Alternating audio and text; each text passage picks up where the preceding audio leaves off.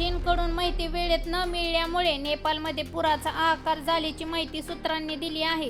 चीनकडून नेपाळला 45 मिनिटांच्या विलंबाने पुराची माहिती देण्यात आली. दरम्यान हिमतलाव फुटणार असल्याची माहिती चीनकडे आधीच होते, असेही सूत्रांनी सांगितले.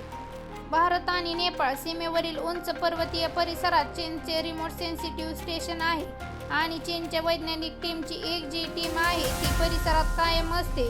तिची नजर कायम या परिसरामध्ये असते. चीनने उशिरा माहिती दिल्यामुळेच नेपाळमध्ये पुराचा हाहाकार झाल्याचे कळते. नेपाळमध्ये तिबेटीच्या सीमेला लागून असलेल्या भागात आलेल्या भीषण महापुरामुळे मोठा हाहाकार माजला. नेपाळ आणि तिबेटच्या सीमेवर पाऊस नसताना भीषण पूर स्थिती निर्माण झाली आहे.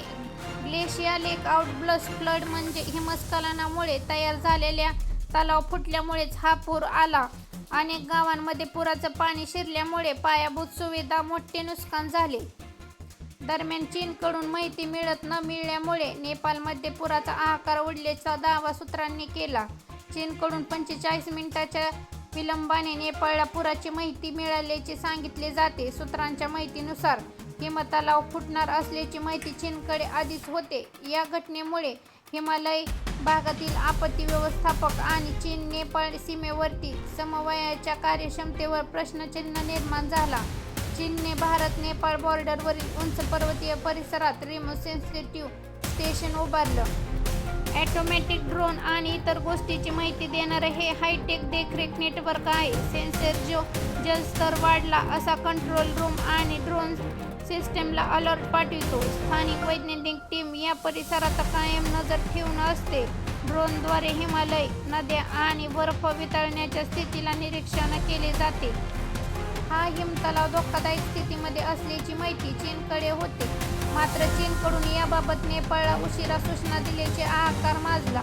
चीन माध्यमाच्या माहितीनुसार तिबेटमधील केरुंगाकाऊन मध्ये सकाळी 10:30 अचानक पूर आला. चीन आणि नेपाळच्या वेळेत 2 तास 15 मिनिटांचा फरक आहे. नेपाळच्या प्रमाण मिळाल्यानुसार त्यावेळी सकाळचे 8:02 झाले होते. पूर्वसूचना मिळताच नेपाळ सरकारने नागरिकांना सुरक्षित हलवले असते. चीनच्या कोणत्याही विभागाकडून पूरस्थितीला तत्काळ इशारा देण्यात आला नसल्याचे दावा करण्यात आला. रिस्कूच्या जिल्हा अधिकाऱ्यांनी सकाळी सुमारे 9 वाजता दूरध्वनीवरून माहिती दिली. केरुंगाच्या दिशेने नेपाळकडे पुराचं पाणी वेगाने येताना स्थानिकांनी पाहिल्याचं त्यांना सांगण्यात आले.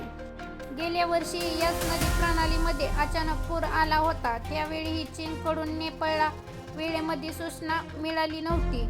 पूर परिस्थिती आढावा घेण्यासाठी पंतप्रधान बालेंद्र शहांच्या अध्यक्षतेखाली आपत्कालीन बैठक घेण्यात आली.